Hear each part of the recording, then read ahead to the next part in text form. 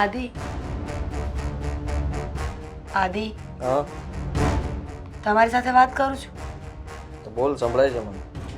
આદિ કેટલા દિવસ થઈ ગયા હું તમારી પાસે આવીને કોઈ પણ વાત કરું ને તો તમે ફોનમાંથી મોઢું ઊંચું કરતા જ નથી. અરે ફોનમાં એવું તો શું છે? અરે કામ શું છે એ બોલ ને. હા, મારા ફોનની પંચાયત કરવાની તારે બિલકુલ જરૂર નથી. પંચાયત એટલે પૂછી નહીં શકું તમને હું? તો એ કેવી રીતના વાત કરે તું મારી સાથે? હા, કે ફોનમાં શું છે? આદિ કઈ થયું છે? કઈ ટેન્શનમાં છો? બસ બસ, મને કંઈ નથી થયું. હા, તબિયત બરાબર છે મારી. આ શું હતું? ચેક કરવાની જરૂર નથી એમ હતું, બીજું કંઈ નહોતું. જો તમે કેટલા દિવસથી અલગ જ રીતનું બિહેવિયર કરો છો. નથી વાત કરતા, નથી સમય આપતા, અને ક્યારે બહાર જવાની વાત કરું તો પણ ના પાડો છો. તમને કંઈ થયું છે તો મને કહી દો. તું ન બોલે ને એટલે બધું જ આવી જશે. મને કંઈ થયું નથી, પણ મને લાગે છે કે તું મને કંઈક થવું જોઈએ એવું વિચારતી નથી ને? શું બોલો છો તમે? આ તો તમને પૂછવા માટે આવી છું કે કઈ ટેન્શનમાં હોય તો તમે મને કહી શકો છો. તું મારું ટેન્શન દૂર કરીશ?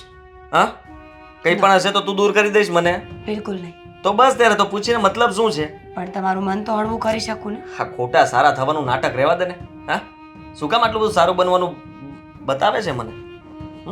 કાંઈ નથી બતાવતી. પત્ની જો એટલે તો એવું બતાવે છે કે હું તમારી જરાક કાળજી લઉં છું એવું? તો એ મારી ફરજ છે ને આદિ. હા, તો પહેલાની ફરજો બધી ભૂલી ગઈ. શરૂઆતમાં તમને ખબર જ છે કે હું તમને પૂછતો, કેર કરતો તો ના ગમતું તમને, અને હવે અચાનક તમને તમારી જેવા અમે બની ગયા તો તકલીફ થાય છે. મેં તો કઈ કર્યું જ નથી. હા, તમે તો કઈ કરતા જ નથી, એ જ તો વાંધો જ તમારો. તમે કોઈ દિવસ કઈ નથી કરતા. આદિ ઝઘડો તો શું કામ એ કહેશો? ઝઘડો? મેં ઝઘડો શરૂ કર્યો? ઝઘડો તું કરે છે મારી સાથે? તો ક્યાં જાઉં? સમય થાય તો બેડરૂમમાં સુવા તો આવું કે નહીં? હા, તો મેં ક્યાં ના પાડી છે? સુઈ જવાય ને ચૂપચાપ. મને બોલાવવાની જરૂર શું છે? ફોનમાં શું કરો છો? આ શું ઇન્ક્વાયરી કરે તું મારી? આને ઇન્ક્વાયરી કહેવાય? એમ તો તમે મને 50 વખત પૂછો છો કોનો ફોન આવ્યો તો આખો દિવસ શું કર્યું, ક્યાં ગઈ હતી. તો એનો મતલબ તો એ જ થયો ને કે તમે પણ મારી ઇન્ક્વાયરી કરતા હતા. પતિ છું, કદાચ કરતો પણ હો. તો હું પણ તમારી પત્ની છું, ભૂલી ના જાઓ. હા, પણ તું હવે ભૂલી જજે. હવે હું તને કંઈ નહીં પૂછું એટલે તું પણ મને હવે કંઈ ના પૂછતી. ઠીક છે? કેમ શું? તને એવું લાગે છે ને કે હું તારી પૂછપરછ કરું છું? તો આજથી બંધ. હવે તારે મારી પૂછપરછ નહીં કરવાની, હું તારી નહીં કરું. બસ. હું તો કરીશ. હું તો તમારી પૂછપરછ કરીશ. આજે દિવસના 4 ફોન કર્યા હતા, તમને સમય જ ના મળ્યો ફોનનો જવાબ આપવાનો? બિલકુલ નહીં, કારણ કે સમય ક્યાંથી મળે મને? વિચાર કર કે હું જે જગ્યાએ ગયો હતો તને ખબર જ છે કે બાઇક પણ ખરાબ હતું, તો પછી ઓટોમાં જવાનું, ઓટોમાં આવવાનું વાર તો લાગે ને. અને તું બુદ્ધિ વગરની મને ફોન ઉપર ફોન કરતી હતી, જરાક પણ ખબર નહોતી પડતી કે હેરાન થતા હશે. હેરાન? હેરાન કરવા માટે ફોન કરતી હતી? પૂછવા માટે ફોન કરતી હતી કે ક્યારે આવશો? અને દામિની બહાર ગઈ હતી તો એને લેતા આવજો. કહેવા માટે ફોન નહીં કરવાનો. નહીં કરવાનું. હવે પછી તારે છે ને આ રીતના મને ફોન કરીને હેરાન કરવાની કોઈ જરૂર નથી. મેં દામિની માટે ફોન કર્યો તો કહ્યું ને કે બહાર ગયા છો ને તો વળતા એને લેતા આવજો. હું રિક્ષામાં ગયો તો એ પણ રિક્ષામાં આવી જ જાત ને, તને ખબર જ હતી ને. જો આદિ, આ તમારું બિહેવિયર મને નથી સમજાતું. શું કામ આવું કરો છો ને એ મને ખબર જ નથી પડતી. થોડા દિવસ પહેલા તમને કંઈ વાંધો જ નહોતો. હા, હમણાં છેલ્લા 15-20 દિવસમાં એકદમ ચેન્જ થઈ ગયા છો. હું ચેન્જ થઈ ગયો છું ને. આપણે વળી બોલ્યા કે આપણે શું કર્યું છે? મેં શું નથી કર્યું તે તું કે ને. જ્યારે જુઓ ત્યારે બસ જ્યારથી તારી બેન આવી છે ને ત્યારથી તારું વર્તન બદલાઈ ગયું છે. વાહ, તમે પણ મમ્મીજી જેવા જ થઈને ઊભા રહ્યા ને લાસ્ટમાં. શું કર્યું છે મારી બેને? બંનેમાં દીકરો મારી બેનની પાછળ પડી ગયા છો. અરે બાળક છે, પાપ લાગશે તમને લોકોને. પાપ લાગશે? હા, તો ભલે લાગે. તમે લોકો બંને જે કરો છો ને એનાથી તમને પણ પાપ લાગશે. મમ્મી છે મારી અને હું પણ પતિ છું તારો. આવી રીતના હેરાન કરશો તો તમારે જ ભોગવવાનું રહેશે. સારું, તમે તો છૂટી જશો ને. અમને કોઈ સજા મળી જશે તો તમે રાજા થઈ જવાના. હા, રાજા થવું છે, પણ તમે રાણી થઈને રહેવા નહીં માગતા હોય એટલા માટે તમે આવું કરતા હશો. તમારો વહેમ છે કે હું રાણી થઈને રહેવા નથી માંગતી. જોવા દી. હાથ નહીં, દૂરથી વાત કર, બધું સંભળાય છે મને. પ્લીઝ, તમને મારા પ્રત્યે કાંઈ ગુસ્સો હોય તો મને કહી દો, કાંઈ તકલીફ હોય તો મને કહી દો. તકલીફ તો હજારો છે. કહેવા બેસીસ તો અત્યારે સૂઈ પણ નહીં શકે. એના કરતાં શાંતિથી સૂઈ જા ને. લપ કરતી. ઠીક છે, તમારે વાત નથી કરવી તો મને પણ કોઈ શોખ નથી.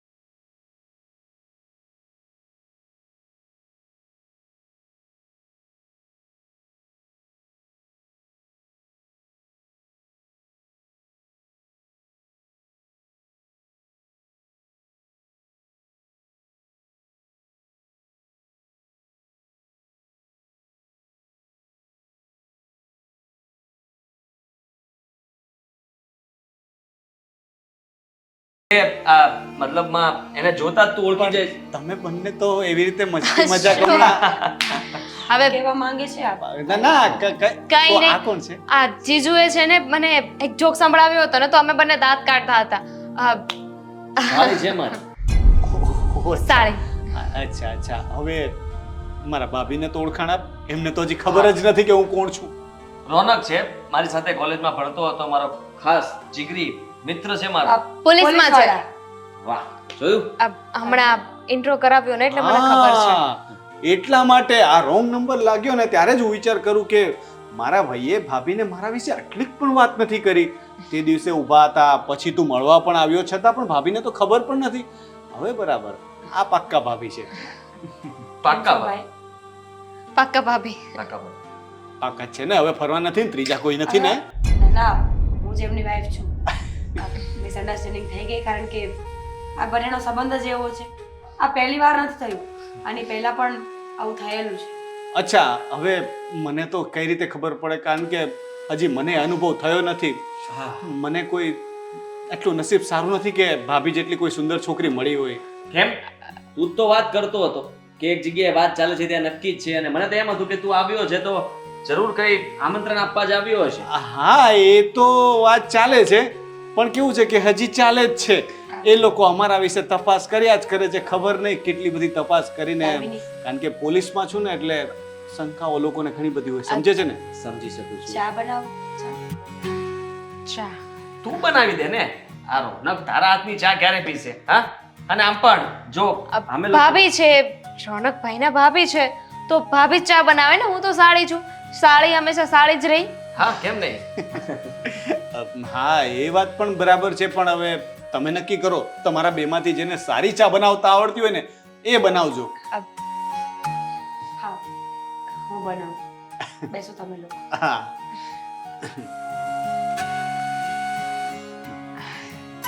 તું જરાક બોલતો ખરા, મરાવી નાખીશ. અરે હમણાં ભાભીની સામે હું ગમે તેમ બોલવા માંડ્યો તો કે તો ખરા કે ભાભી નથી. તને એવું લાગ્યું ને પહેલા? હા, હા, ખરેખર લાગ્યું ને.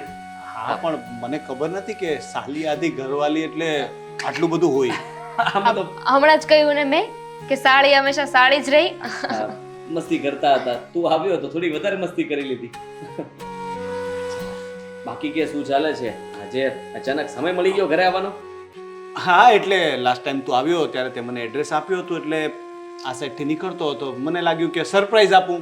જો ઘરે હશે તો તને મળી લઈશ, અને નહીં હોય તો સાચા ભાભીને મળી લઈશ. તો અહીંયા તો બબ્બે ભાભી મળી ગયા. બીજું બીજું કઈ નહીં.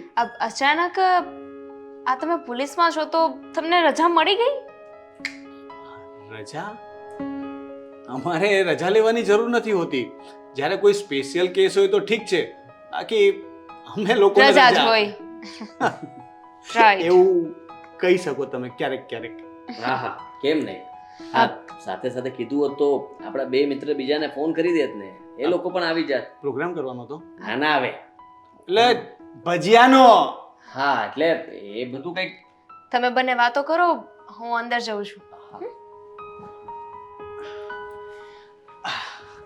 આ ભાભી બની શકે એમ છે તારા? શું બકવાસ કરે છે? હા, સાળી છે મારી. આ તો સાડી જ છે ને. એ લગ્ન નથી કરવાની.